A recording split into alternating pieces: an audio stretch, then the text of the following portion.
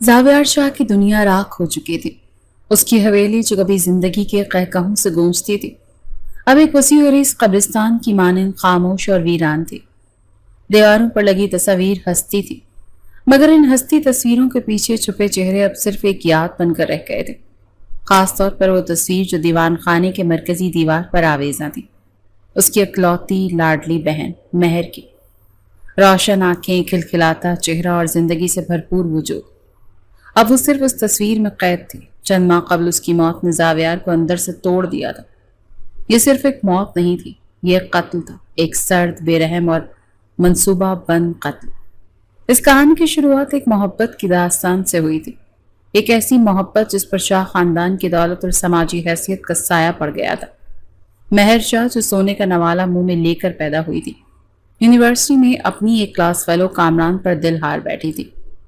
कामरान का ताल्लुक एक मुतवस्सित बल्कि गरीब घराने से था, लेकिन उसकी शख्सियत में एक अजीब सी कशिश थी। वो ज़हीन था, बातों का जादूगर था और उसकी आंखों में बुलंद परवास करने के ख्वाब थे। उसने अपनी गुर्बत को कभी अपनी कमजोरी नहीं बनने दिया, बल्कि उसे अपनी मेहनत और लगन के सबूत के तौर पर पेश किया। महर जो हमेशा से पुरखुलूस रिश्तों की कदरदान थी, कामरान की इसी खुददारी और जहानत पर फिदा हो गई। उसने अपने भाई जावियार जो उसकी हर ख्वाहिश को हुक्म का दर्जा देता था, उससे अपनी मोहब्बत का इजहार किया। जावियार को ये रिश्ता बिल्कुल पसंद नहीं था। उसे कामरान के इरादे ठीक नहीं लगते थे और दोनों खानदानों के दरमियान जमीन आसमान का फर्क उसे खटकता था। एक शाम जावियार अपने स्टडी रूम में फाइलों में घिरा बैठा था जब महर अंदर दाखिल हो। उसकी आंखें सूजी हुई थी। भाईजान, उसने भराई हुई आवाज में कहा। जावियार ने नजर उठाकर उसे देखा। महर, क्या हुआ? तुम रो क्यों रही हो? आप कामरान के लिए क्यों नहीं मान रहे? महर ने सीधा सवाल किया। सिर्फ इसलिए कि वो हमारी तरह अमीर नहीं है? आप तो ऐसे नहीं थे। जावियार अपनी कुर्सी से उठकर उसके पास आया। बात अमीरी गरीबी की नहीं है मेरी जान। मुझे उस लड़के की आंखों में लालच नजर आता है। मुझे डर है वो तुम्हें धोखा देगा। वैसा हरगिज नहीं है, महर ने जिद की। वो मुझसे सच्ची मोहब्बत करता है। अगर आप मेरी खुशी चाहते हैं तो प्लीज ये रिश्ता कबूल कर ले। मैं उसके बगैर नहीं जी सकती। महर की आंखों में आंसू और लहजे में इल्तिजा देखकर जावियार का दिल पिघल गया। उसने एक गहरा सांस लिया। अपनी बहन की जिद और आंसुओं के आगे उसने हथियार डाल दिए। उसने सिर्फ अपनी बहन की खुशी के लिए इस रिश्ते को कबूल कर लिया और कामरान को अपनी कंपनी में एक अच्छी पोजीशन भी दे दी ताकि वो समाजी तौर पर अपना मकाम बना सके। मगर शाह खानदान इस हकीकत से बिल्कुल बेखबर था कि कामरान की जिंदगी में महर पहली लड़की नहीं थी। कामरान अपने बचपन की पसंद और खाला की बेटी फराह से खुफिया तौर पर निकाह कर चुका था। यह निकाह चंद साल पहले हुआ था और उसे यूनिवर्सिटी में सबसे छुपा कर रखा गया था। उस रात जब कामरान घर लौटा तो फराह उसका इंतजार कर रही थी और उसके चेहरे पर बेचैनी थी। क्या हुआ? मान गया उसका मगरूर भाई? फराह ने तंजिया लहजे में पूछा। कामरान ने एक फातिहाना मुस्कुराहट के साथ उसे देखा। मानना तो था ही। उसकी लाडली बहन के आंसुओं का जादू चल गया। उसने कहा, अब देखना, शाह इंडस्ट्रीज में नौकरी भी मिलेगी और फिर आहिस्ता आहिस्ता पूरी दौलत भी हमारी होगी। फराह की आंखों में लालच की चमक उभरी। कामरान, बस होशियार रहना। इस जावियार शाह को बेवकूफ बनाना आसान नहीं होगा। तुम फिक्र मत करो। कामरान ने उसे तसल्ली दी। महर मेरी मोहब्बत में अंधी है और यही मेरी सबसे बड़ी ताकत है। उन दोनों ने मिलकर एक मंसूबा बनाया था कि कामरान अपनी दिलकश शख्सियत और जहानत के बलबूते पर महर शाह को अपने जाल में फंसाएगा, उससे शादी करेगा और शाह खानदान की दौलत पर कब्जा जमाएगा। इस सारे मंसूबे में कामरान की छोटी और मासूम बहन सकीना भी खामोश तमाशाई बनने पर मजबूर थी। वो अपने भाई के निकाह के राज को जानती थी, लेकिन कामरान और फराह के तशद्दुद और दबाव के आगे वो बेबस थी। उसे सख्ती से मना किया गया था कि वो इस राज को कभी किसी पर जाहिर ना करे। मंगनी के बाद महर अक्सर कामरान के घर आती थी। उसने सकीना को पहले कभी नहीं देखा था। मंगनी पर भी यही बहाना बनाया गया कि वो बीमार है, इसीलिए नहीं आ सकी। सकीना की मासूमियत ने महर का दिल मोह लिया था। वो जब भी आती किसी मुहज्जिब घराने की बेटी की तरह इत्तला करके आती और इस बात का फायदा उठाते हुए फराह मंजर से गायब हो जाती। महर का दिल सकीना के लिए नरमी से भर गया। वो जब भी आती सकीना के लिए कोई न कोई तोहफा जरूर लाती। वो अपने साथ उसे शॉपिंग पर ले जाती, उसके साथ घंटों बातें करती और उसकी हौसला अफजाई करती। सकीना जो सालों से मोहब्बत और तवज्जो के लिए तरसी हुई थी, महर किसी फरिश्ते की तरह थी। اس نے پہلی بار کسی کو اپنا دوست، اپنا ہمدرد پایا۔ مہر نے اس سے وعدہ کیا تھا، سکینہ تم فکر مت کرو، جیسے ہی میری اور تمہارے بھائی کی شادی ہوگی میں تمہیں اپنے ساتھ حویلی لے آؤں گی، پھر تمہیں کسی سے ڈرنے کی ضرورت نہیں پڑے گی۔ یہ دوستی سکینہ کی زندگی میں امید کی واحد کرن تھی، مگر وہ اس بات سے بے خبر تھی کہ اس کا اپنا بھائی اور بھابھی اسی دوستی کو اپنے گھنانے منصوبے کے لیے استعمال کر رہے ہیں۔ کامران اور فرح جو پہلے ہی شاہ خاندان کو لوٹنے کا منصوبہ بنا چکے تھے، مہر اور سکینہ کی اس گہری دوستی کو اپنے سب سے بڑے ہتھیار کے طور پر استعمال کیا۔ کامران نے شاہ انڈسٹریز میں کام کرتے ہوئے اہم دستاویزات اور مالی معاملات تک رسائی حاصل کر لی۔ اس دوران جب کامران نے یہ سارا گھپلا کیا، زاویار کاروبار کے سلسلے میں ملک سے باہر تھا، جس نے کامران کو اپنا منصوبے کو عملی جامہ پہنانے کے سنہری موقع فراہم کیا۔ زاویار ہر چیز پر نظر رکھتا تھا، لیکن اس کی ذرا سی لاپرواہی کامران کی کامیابی بن گئی۔ اس نے اور فرح نے مل کر ایک بہت بڑا کاروباری فراڈ کیا اور سارا پیسہ خفیہ اکاؤنٹس میں منتقل کر دیا۔ اس پورے فراڈ کے لیے انہوں نے جعلی کاغذات تیار کیے جن پر چالاکی سے سکینہ کو مرکزی کردار کے طور پر پیش کیا گیا، اور کچھ کاغذات پر اس سے زبردستی دستخط بھی کروا لیے گئے۔ جب فراڈ سامنے آیا اور شاہ خاندان مالی طور پر تباہی کے دہانے پر پہنچ گیا تو مہر کو حقیقت کا ادراک ہوا۔ جس شخص نے اس سے بے پناہ محبت کی وہ ایک دھوکے باز اور لالچی درندہ نکلا۔ یہ صدمہ اس کے لیے ناقابل برداشت تھا۔ اس نے فوراً زاویار کو کال کی، لیکن وہ شاید مصروف تھا۔ اس نے بس ایک میسج کیا، بھائی میں بہت پریشان، جن رشتوں پر میں نے یقین کیا انہوں نے مجھے دھوکہ دیا، جلدی مجھ سے رابطہ کریں۔ لیکن زاویار نے میسج نہیں دیکھا۔ مہر شدید ذہنی دباؤ میں تھی۔ گاڑی ڈرائیو کرتے ہوئے اچانک ایکسیڈنٹ ہوا اور وہ موقع پر ہی فوت ہو گئی۔ زاویار نے جب اس کا میسج دیکھا اس سے رابطہ کرنے کی بہت کوشش کی، لیکن کچھ ہی گھنٹوں میں اسے مہر کے انتقال کی خبر مل گئی۔ یہ سن کر تو اس کے پیروں تلے سے زمین ہی نکل گئی۔ وہ پاکستان واپس آیا، لیکن ٹوٹا ہوا، بکھرا ہوا، ہر چیز سے کٹا ہوا۔ اس کو کچھ سمجھ نہیں آ رہی تھی کہ وہ کس کو مجرم ٹھہرائے۔ حالت غم میں مہر کا وہ میسج اس کے ذہن میں بار بار گردش کر رہا تھا۔ کامران آتا، نظریں نیچی رکھتا، کوشش کرتا زاویار سے کم ہی سامنا ہو۔ زاویار بکھرا ہوا تھا، وہ کچھ بھی سمجھنے سے قاصر تھا۔ مہر کی موت کے کچھ عرصے بعد ہی اسے پتہ چلا کہ کامران نے شادی کر لی۔ اس بات پر زاویار کا خون کھولنے لگا، لیکن پھر کامران اور فرح نے اپنا آخری پتہ کھیلا۔ انہوں نے غم سے نڈھال زاویار کے سامنے سکینہ کو ساری سازش کی اصل دماغ اور ماسٹر مائنڈ بنا کر پیش کر دیا، اور باقی اپنی شادی کا یہ جواز بتایا کہ فرح کے باپ بستر مرگ پر تھے، لہذا اس کی آخری خواہش کا احترام کرتے ہوئے انہیں شادی کرنی پڑی۔ انہوں نے زاویار کو یقین دلایا کہ سکینہ ایک انتہائی حریص اور شاطر لڑکی ہے، جس نے اپنی غربت سے نکلنے کے لیے کامران کو استعمال کیا اور مہر کو راستے سے ہٹایا۔ زاویار جو اپنی بہن کے جانے کے غم اور غصے میں اندھا ہو چکا تھا، اس جھوٹ کو سچ مان بیٹھا۔ اس کا دل انتقام کی آگ میں جل رہا تھا۔ اس نے آفس سے فائلز نکلوائیں جن پر سکینہ کے دستخط تھے۔ یہ دیکھ کر زاویار کی نفرت اور بڑھ گئی۔ زاویار کو اس پورے خاندان سے انتقام لینا تھا۔ ایک سرد سیاہ شام جب ہوا میں بھی وحشت تھی، اس نے کامران کو حویلی طلب کیا۔ کامران جب حویلی کے دیوان خانے میں داخل ہوا تو اس کی ٹانگیں خوف سے کانپ رہی تھیں۔ سامنے صوفے پر بیٹھا زاویار شاہ کسی پتھر کے مجسمے کی طرح ساکت تھا، لیکن اس کی سرخ آنکھیں کسی شکاری کی طرح کامران کے وجود کا جائزہ لے رہی تھیں۔ تمہارے پاس دو راستے ہیں۔ زاویار کی آواز اتنی سرد اور سپاٹ تھی کہ کامران کے جسم میں سنسنی دوڑ گئی۔ پہلا یہ کہ تم اور تمہاری بیوی فراڈ اور میری بہن کی موت کے الزام میں جیل کی سلاخوں کے پیچھے اپنی زندگی سڑو، اور میں اس بات کو یقینی بناؤں کہ تم دونوں کو عبرت کا نشان بنا دیا جائے۔ کامران کا حلق خشک ہو گیا۔ اس نے التجا بھری نظروں سے زاویار کو دیکھا۔ اور دوسرا راستہ؟ اس نے کانپتی ہوئی آواز میں پوچھا۔ دوسرا راستہ تمہاری اور تمہاری بیوی کی زندگی بچا سکتا ہے۔ زاویار اٹھ کر اس کے قریب آیا۔ اپنی بہن اس ساری سازش کی ملکہ سکینہ کا نکاح مجھ سے کروا دو۔ کامران اور فرح کے لیے کسی معجزے سے کم نہ تھا۔ انہیں لگا جیسے موت کے کنویں سے نکلنے کا راستہ مل گیا ہو۔ انہوں نے ایک لمحہ بھی ضائع کیے بغیر سر جھکا کر یہ شرط قبول کر لی۔ وہ یہ سوچ کر خوش تھے کہ انہوں نے اپنی جان بچا لی، اس بات سے بے خبر کہ انہوں نے اپنی بہن کو ایک زندہ جہنم میں دھکیل دیا۔ دوسری طرف شہر کے متوسط محلے میں اپنے بھائی کے گھر ایک چھوٹے بوسیدہ اور گھٹن زدہ کمرے میں سکینہ اس بات سے بالکل بے خبر اپنی قسمت کا رونا رو رہی تھی۔ اس کی زندگی بھائی اور بھابھی کے تانوں اور ظلم تلے دب کر رہ گئی تھی۔ تبھی فرح نے مسکراتے ہوئے کمرے میں قدم رکھا۔ اس کی آنکھوں میں ایک عجیب سی چمک تھی۔ سکینہ، مبارک ہو، تیرے تو قسمت ہی جاگ اٹھی۔ اس نے خوشی سے چہکتے ہوئے کہا۔ سکینہ نے حیرت سے اسے دیکھا۔ اس کے لیے فرح کی زبان سے تعریف کا ایک لفظ بھی کسی عجوبے سے کم نہ تھا۔ کیا مطلب بھابھی؟ شاہ خاندان کا چشم و چراغ تجھ سے نکاح کرنا چاہتا ہے؟ زاویار کہتا ہے اس نے تجھے کہیں دیکھا تھا اور تیری سادگی اور معصومیت پر فدا ہو گیا۔ اب تو اس عظیم حویلی کی ملکہ بنے گی۔ سکینہ کو اپنے کانوں پر یقین نہیں آیا۔ کیا یہ سچ ہو سکتا ہے؟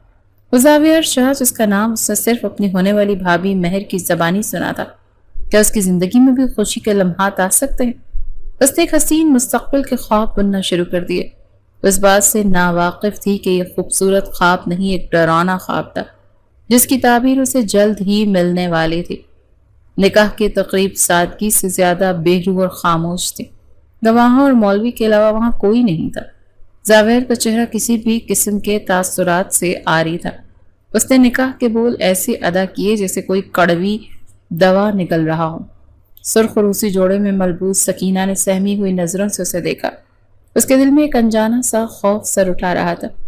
یہ وہ خوشی نہیں تھی جس کا اس نے تصور کیا تھا، یہ تو کسی سزا کی طرح محسوس ہو رہا تھا۔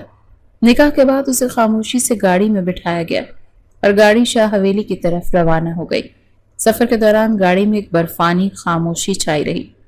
زاویار ڈرائیونگ کر رہا تھا اور اس کی نظریں سختی سے سڑک پر جمی ہوئی تھی اور اس کے جبڑے بھیجے ہوئے تھے۔ سکینہ جو سرخ جوڑے میں سمٹی ہوئی تھی اس خاموشی کے بوجھ تلے دبی جا رہی تھی۔ اس نے ہزار بار ہمت مجتمع کی کہ کچھ بات کرے، اس ماحول کی برف کو پگھلانے کی کوشش کرے، لیکن زاویار کے تنے ہوئے چہرے کے سامنے وہ خاموش ہو جاتی۔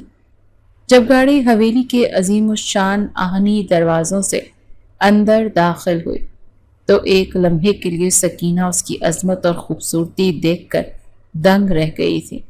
وسیع سرسبز لان، رنگ برنگے پھولوں کی کیاریاں، درمیان میں کھڑی سفید سنگ مرمر کی عمارت کسی محل کا منظر پیش کر رہی تھی۔ لیکن جیسے ہی وہ گاڑی سے اتری اسے حویلی کے اندر ایک عجیب سی اداسی اور خوفناک خاموشی کا احساس ہوا۔ یہ وہ جگہ نہیں تھی جس کے قصے وہ مہر سے سنتی تھی۔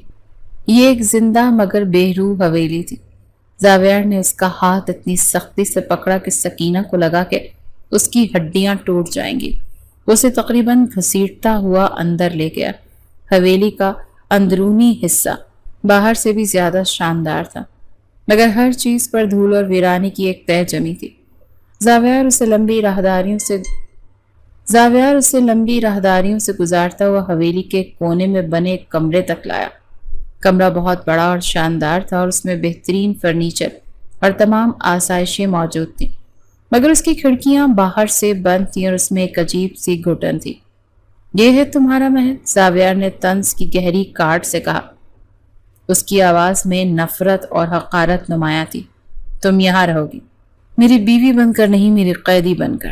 تم میری بہن کی موت کی ذمہ دار ہو۔ تم نے میرے خاندان کو برباد کیا اور اب تم اپنی باقی زندگی اس گناہ کی قیمت ادا کرتی گزارو گی۔ سکینہ کے پیروں تلے سے زمین نکل گئی۔ اس کے سارے خواب، ساری امیدیں ایک ہی لمحے میں چکنا چور ہو گئیں۔ یہ آپ کیا کہہ رہے ہیں؟ میں نے تو کچھ نہیں کیا، وہ روتے ہوئے بولی، لیکن زاویار کے پتریلے چہرے پر کوئی اثر نہ ہوا۔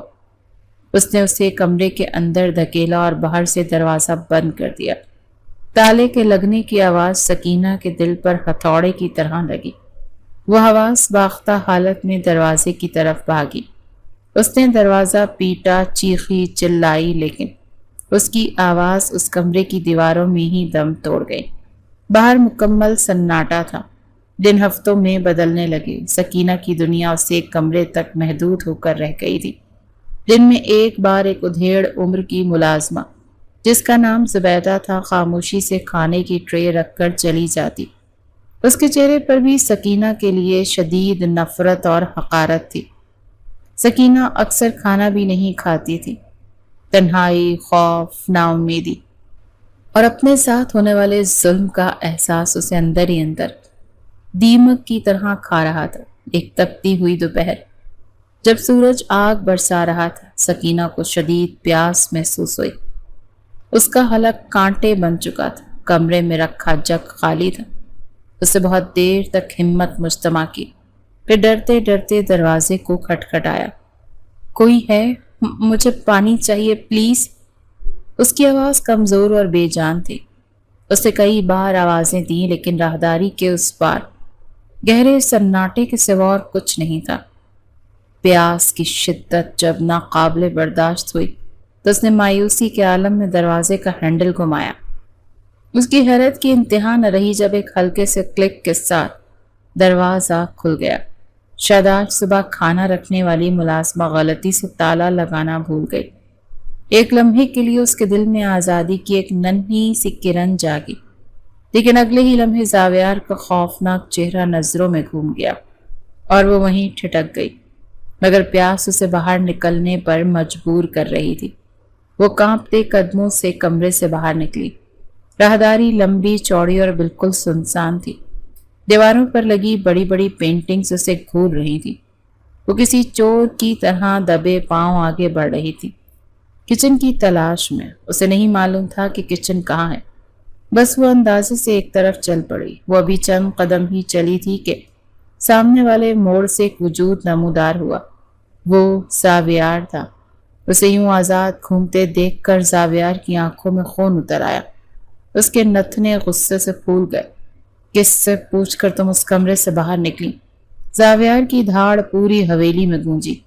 یہ آواز نہیں تھی، یہ کسی زخمی شیر کی گرج تھی۔ سکینہ نے خوف کے مارے اپنے کانوں پر ہاتھ رکھ لیے۔ اس کا پورا وجود لرزنے لگا۔ دل اتنی تیزی سے دھڑکنے لگا کہ اسے لگا کہ سینے سے ہی باہر آ جائے گا۔ وہ دیوار کا سہارا لیتی ہوئی زمین پر بیٹھتی چلی گئی۔ اس کا سانس اکھڑنے لگا، آنکھوں کے سامنے اندھیرا چھانے لگا۔ پلیز چلائیں مت، مجھے آپ سے ڈر لگتا ہے، وہ ہانپتے ہوئے ٹوٹی پھوٹی آواز میں بولی۔ زاویار جو غصے سے پاگل ہو رہا تھا اور شاید اسے سخت سزا دینے کا سوچ رہا تھا، اس کے اس طرح پینک اٹیک کا شکار ہوتے دیکھ کر ایک لمحے کو ٹھٹکا۔ یہ کوئی اداکاری نہیں تھی، یہ خالص بے ساختہ اور شدید خوف تھا جو اس کے چہرے اور کانپتے جسم سے آیا تھا۔ مجھے مت مارنا، میں نے کچھ نہیں کیا۔ سکینہ دیوانہ وار رونے لگی۔ اس کی آنکھیں خوف اور دہشت سے کسی ہرنی کی طرح پھیلی ہوئی تھی۔ وہ اپنے آپ کو بچانے کے لیے مزید سکڑ گئی۔ زاویار نے حیرت اور ایک انجانی پریشانی کے ملے جلے تاثرات سے اس کی طرف ایک قدم بڑھایا تھا، لیکن اس کے قدم بڑھاتے ہی سکینہ مزید چیخنے لگی تھی۔ نہیں، تم بھی بھیا بھابھی کی طرح مجھے مارو گے، پر میں نے کچھ نہیں کیا، سچ میں۔ یہ جملہ ایک تیر کی طرح زاویار کے دل و دماغ میں پیوست ہو گیا۔ بھیا بھابھی کی طرح، یہ کیا تھا؟ ایک شاطر سازشی اور لالچی لڑکی جب اپنے بھائی پر بھی حکومت کرتی ہوں، ایسی بات کیوں کرے گی؟ اسے جو کہانی سنائی گئی تھی، یہ منظر اور یہ الفاظ اس کہانی سے بالکل میل نہیں کھا رہے تھے۔ اس کے ذہن کے پردے پر پہلی بار شک کی ایک گہری اور واضح لکیر ابھری۔ ایک لمحے کے لیے اس کے اندر کا غصہ کہیں پیچھے چلا گیا اور اس جگہ ایک عجیب سی الجھن نے لے لی تھی۔ اس نے اپنی آواز کو قابو میں کرتے ہوئے ایک ملازمہ کو پکارا اور اسے سختی سے حکم دیا کہ سکینہ کو واپس کمرے میں لے جائیں اور اسے پانی دیں۔ ملازمہ کے سہارے جب سکینہ اٹھ کر جا رہی تھی تو زاویار وہیں کھڑا اسے دیکھتا رہا۔ اس کا تو اپنا دماغ سوچوں کے گہرے طوفان کی زد میں تھا۔ آج پہلی بار اسے لگا کہ شاید کہانی وہ نہیں ہے جو اسے سنائی گئی ہے۔ سکینہ کے منہ سے نکلے ہوئے وہ بے ساختہ اور خوفزدہ الفاظ زاویار کے ذہن میں ہتھوڑے کی طرح برس رہے تھے۔ وہ اپنے وسیع و عریض اسٹڈی روم میں بے چینی سے ٹہل رہا تھا۔ اس کے سامنے میز پر مہر کی تصویر رکھی تھی، جس کی مسکراتی آنکھیں اس سے سوال کرتی اسے محسوس ہو رہی تھی۔ کیا میں غلطی کر رہا ہوں مہر؟ اس نے تصویر سے مخاطب ہو کر کہا، لیکن کامران اور فرح، ان کے پاس تمام ثبوت تھے، تمام کاغذات، بینک سٹیٹمنٹس، سب کچھ تو سکینہ کے خلاف تھا۔ پھر یہ خوف کیسا، یہ مظلومیت کیسی؟ اسے کامران کی باتیں یاد آئیں۔ زاویار بھائی وہ بہت شاطر ہے، وہ معصومیت کا ایسا ڈرامہ کرتی ہے کہ کوئی بھی دھوکہ کھا جائے۔ اس نے ہم سب کو اپنی انگلیوں پر نچا رکھا ہے، لیکن آج جو منظر اس نے دیکھا تھا وہ کسی ڈرامے کا حصہ نہیں لگ رہا تھا۔ اس نے فیصلہ کیا کہ وہ اس معاملے کی تہہ تک پہنچے گا۔ غصے میں آ کر اس نے ایک غلطی تو کر دی تھی، لیکن وہ اس غلطی کے ساتھ اب مزید نہیں جی سکتا تھا۔ اسے سچ جاننا تھا۔ اس نے حویلی کی سب سے پرانی اور وفادار ملازمہ زبیدہ بیگم کو اپنے پاس بلایا۔ زبیدہ بیگم نے اپنی پوری جوانی اور بڑھاپا شاہ خاندان کی خدمت میں گزار دیا تھا۔ وہ زاویار اور مہر کو اپنے بچوں کی طرح سمجھتی تھی اور مہر کی موت پر بھی وہ دل سے دکھی تھی۔ اسی لیے وہ بھی سکینہ کو اپنی مالکن کا قاتل سمجھ کر اس سے شدید نفرت کرتی تھی۔ زبیدہ بیگم، زاویار نے سنجیدگی سے کہا، میں چاہتا ہوں کہ آپ آج سے سکینہ پر نظر رکھیں۔ شاہ جی، میں تو پہلے اس منحوس پر نظر رکھے ہوئے ہوں۔ ایک لقمہ بھی آپ کے حکم کے بغیر اس کے حلق سے نیچے نہیں اترتا۔ زبیدہ نے نفرت سے کہا۔ نہیں، زاویار نے ان کی بات کاٹی، اس طرح نہیں۔ میں اسے سزا نہیں دینا چاہتا، میں اسے سمجھنا چاہتا ہوں۔ آپ اس کے پاس بیٹھیں، اس سے باتیں کرنے کی کوشش کریں، دیکھیں کہ وہ کیسی ہے، کیا سوچتی ہے، کیا کہتی ہے۔ مجھے اس کے بارے میں سب کچھ جاننا۔ زبیدہ بیگم حیران رہ گئی۔ شاہ جی کے لہجے میں غصے کی جگہ الجھن اور تجسس تھا۔ انہوں نے حکم کی تعمیل میں سر جھکا دیا۔ اگلے دن سے زبیدہ بیگم نے اپنا رویہ بدل لیا۔ جب وہ کھانا لے کر سکینہ کے کمرے میں گئیں تو نفرت سے ٹرے کے بجائے نرمی سے میز پر رکھا۔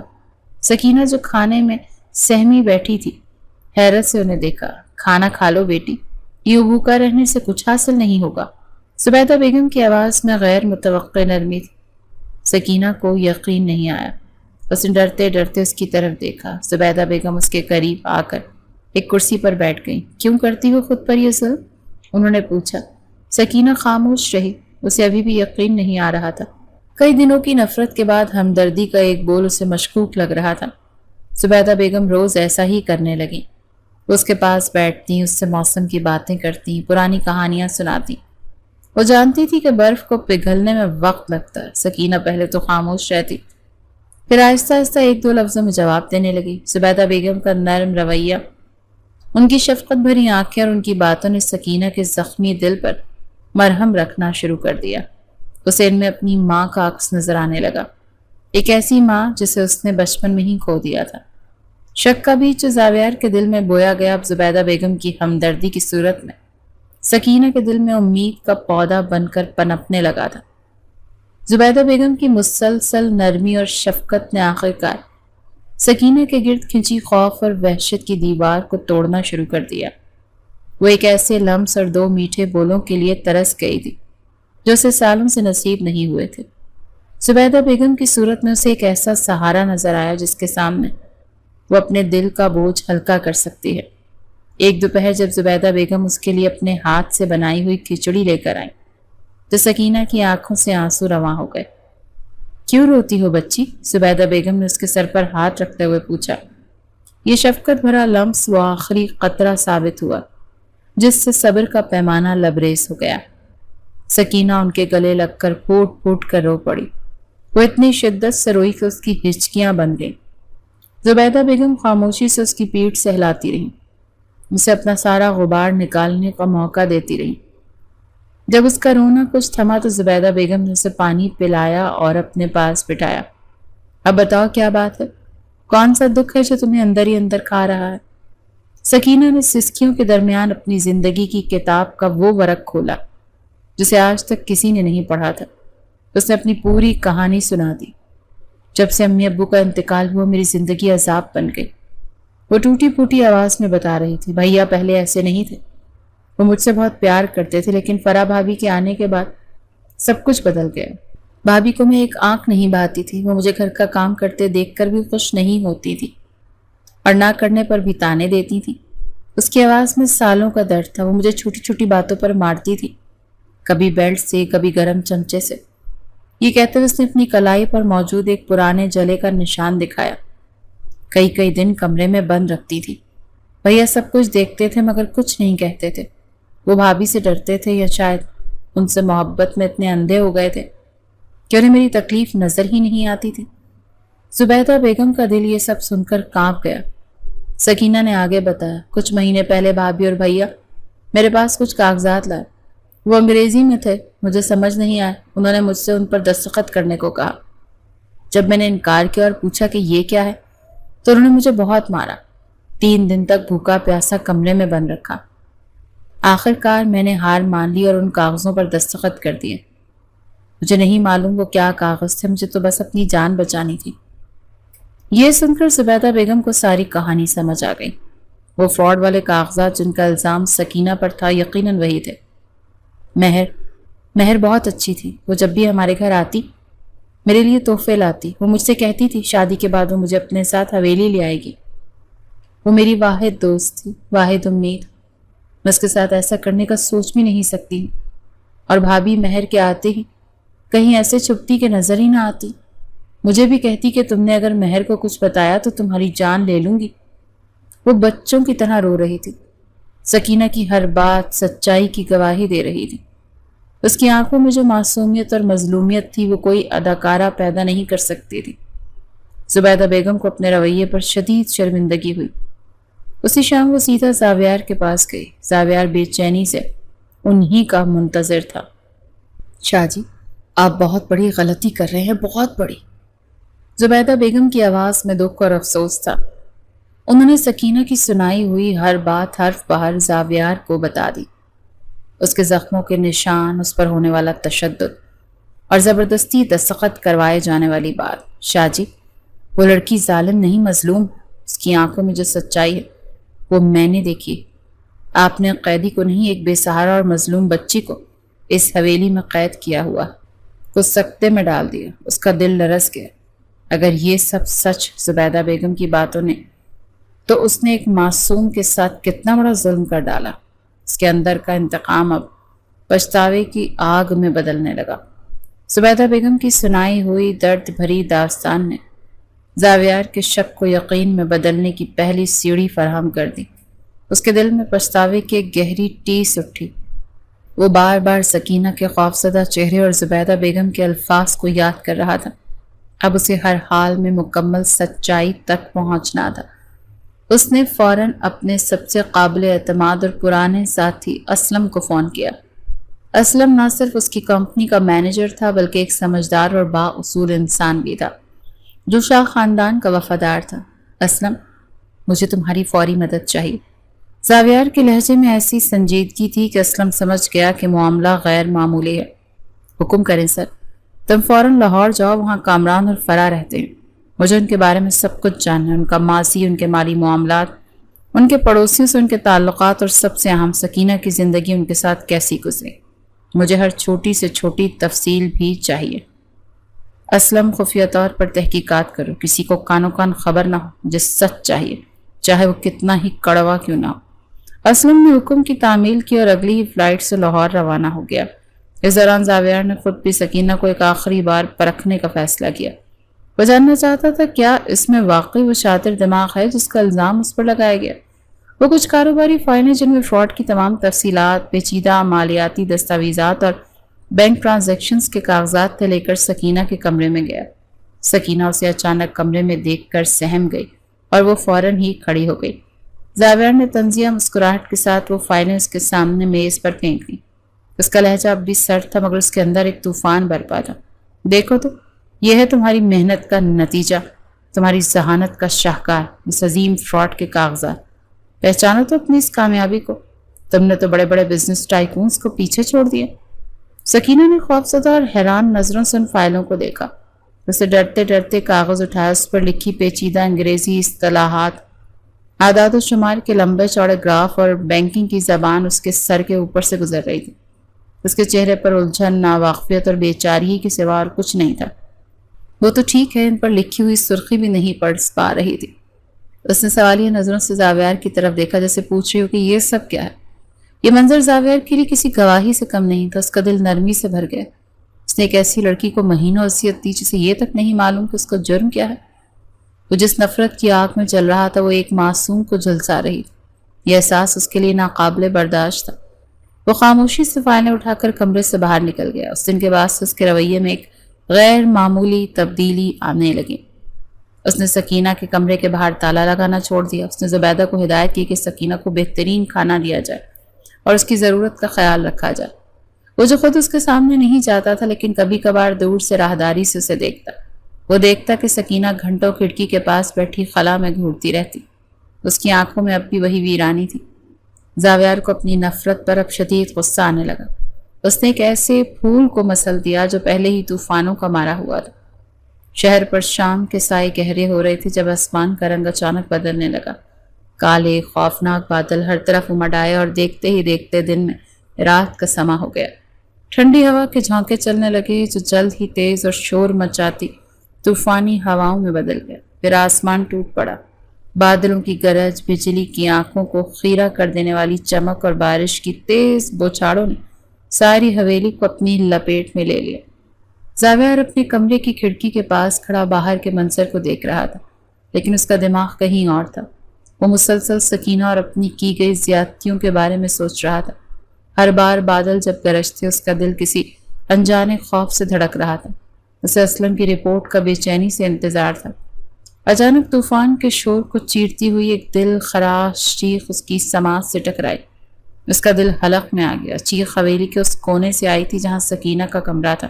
زاوی آ گیا۔ وہ ایک لمحے ضائع کیے بغیر دیوانہ وار اس کے کمرے کی طرف بھاگا۔ سکینہ کو اندھیرے اور طوفان سے شدید فوبیا تھا۔ شادی سے پہلے جب بھی وہ کوئی غلطی کرتی، اس کا بھائی کامران اور بھابھی فرح اسے سزا کے طور پر طوفانی راتوں میں گھر کے تاریک اسٹور روم میں بند کر دیتے۔ بادلوں کی گرج اور بجلی کی چمک اس کے لیے کسی عذاب سے کم نہیں تھی۔ آج جب طوفان شروع ہوا تو وہ تمام پرانے خوف جاگ اٹھے۔ کمرے کی بتیاں بھی بجلی کی کڑک سے بند ہو چکی تھی۔ وہ خوف سے کانپتی ہوئی پلنگ سے نیچے اتری اور کمرے کے ایک کونے میں دیوار سے لگ کر بیٹھ گئی۔ اس کی آنکھیں دہشت سے پھیلی ہوئی تھیں اور ہر گرج پر اس کے منہ سے چیخ نکل جاتی۔ آخرکار اس کا نازک اعصابی نظام جواب دے گیا اور وہ بے سد ہو کر وہیں گر گئی۔ زاویہ جب اس کے کمرے کے دروازے پر پہنچا تو وہ اندر سے بند تھا۔ سکینہ دروازہ کھولو، سکینہ دروازہ کھولو، وہ چلاتا رہا لیکن اندر سے کوئی جواب نہیں آیا۔ اب وہ مزید انتظار نہیں کر سکتا تھا۔ اس نے اپنے مضبوط کاندھے کی پوری قوت سے دروازے پر ٹکر ماری۔ ایک، دو اور تیسری ٹکر میں لکڑی کا پرانا دروازہ چرچراتا ہوا ٹوٹ گیا۔ اندر کا منظر دل دہلا دینے والا تھا۔ ایمرجنسی لائٹ کی ہلکی سی روشنی میں سکینہ فرش پر بے حس و حرکت پڑی تھی۔ اس کا چہرہ زرد اور سانسیں بے ترتیب تھی۔ ایک لمحے کے لیے اس کی سانس رکی، اسے لگا جیسے اس کی دنیا ختم ہو گئی۔ اس نے آگے بڑھ کر زاویار کو اپنی باہوں میں اٹھایا۔ وہ پھول کی طرح ہلکی اور نازک تھی۔ اس کا ٹھنڈا وجود زاویار کے بازوؤں میں تھا۔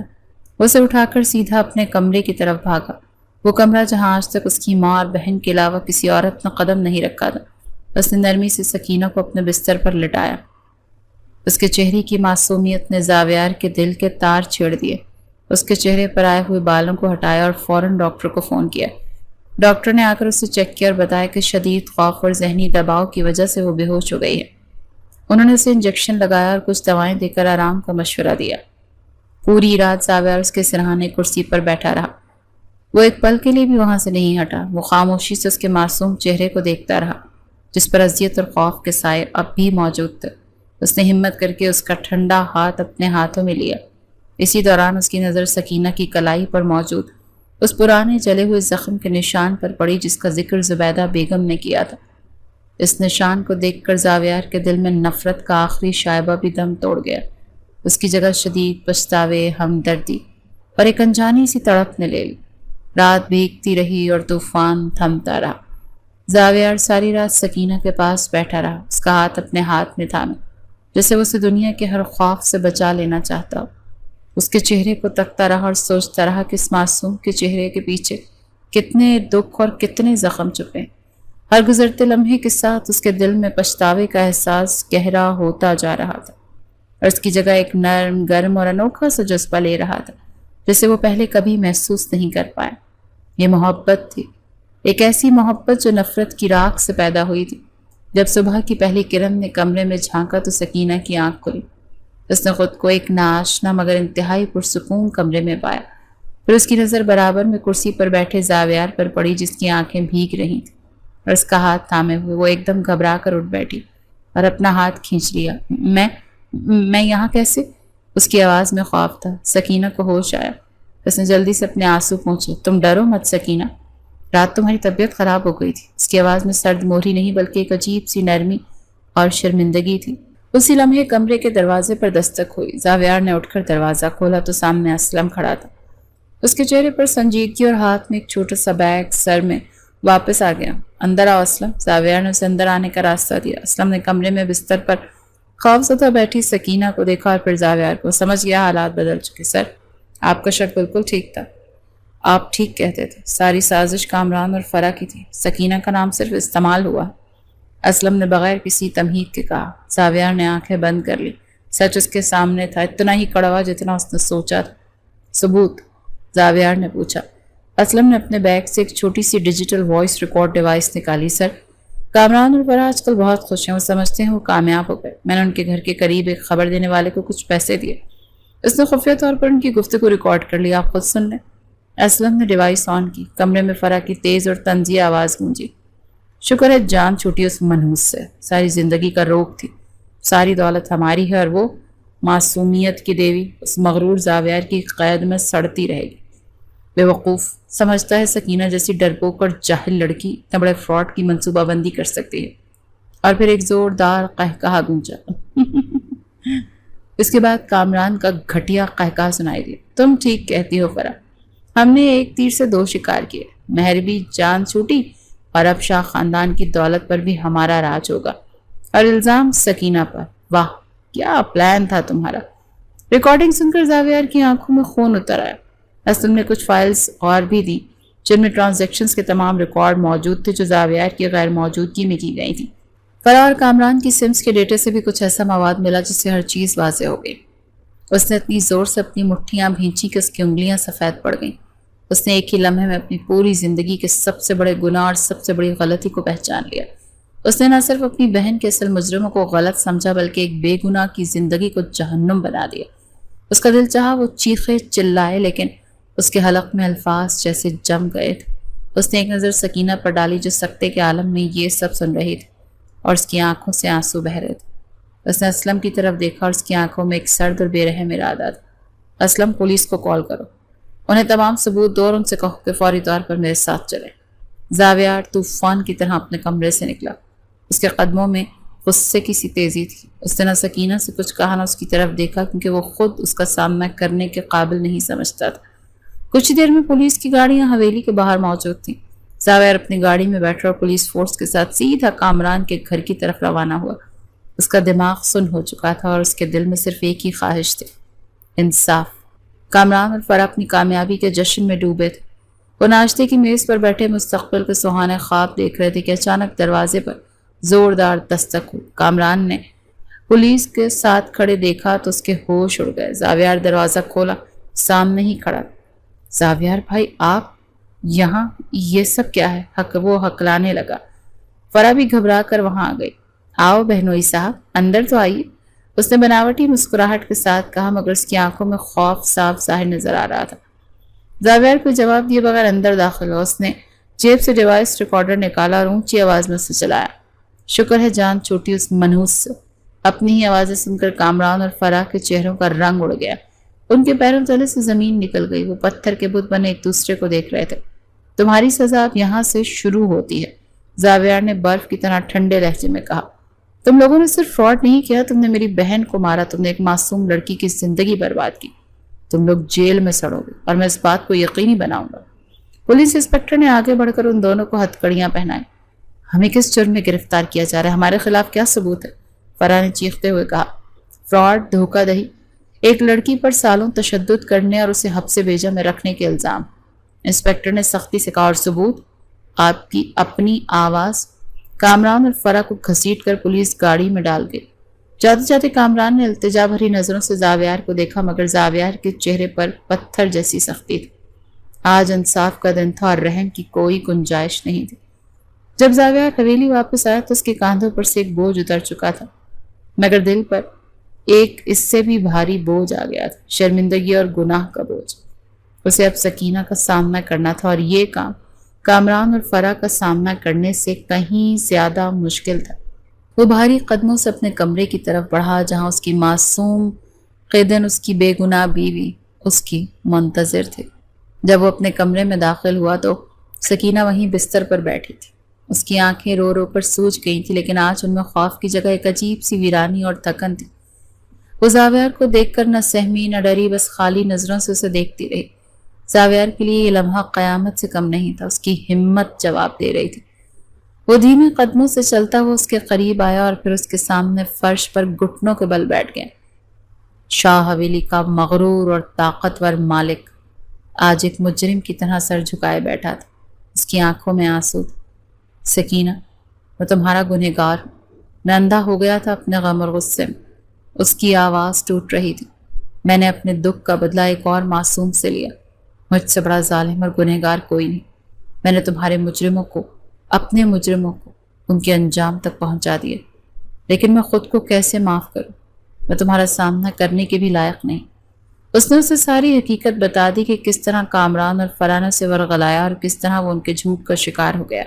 سکینہ سکتے کے عالم میں سب کچھ سنتی رہی۔ اس کے لیے یہ سب کچھ سمجھنا مشکل ہو رہا تھا۔ میں تمہیں آزاد کرتا ہوں سکینہ۔ زاویار نے سر اٹھا کر اس کی طرف دیکھا۔ تم مکمل طور پر آزاد ہو، تم جہاں جانا چاہو جا سکتی ہو۔ میں تمہاری باقی زندگی کے تمام اخراجات اٹھانے کی ذمہ داری لیتا ہوں۔ تم جو بھی فیصلہ کرو کہ مجھے منظور ہوگا، بس اگر ہو سکے تو مجھے معاف کر دینا۔ کمرے میں ایک طویل گہری خاموشی چھا گئی۔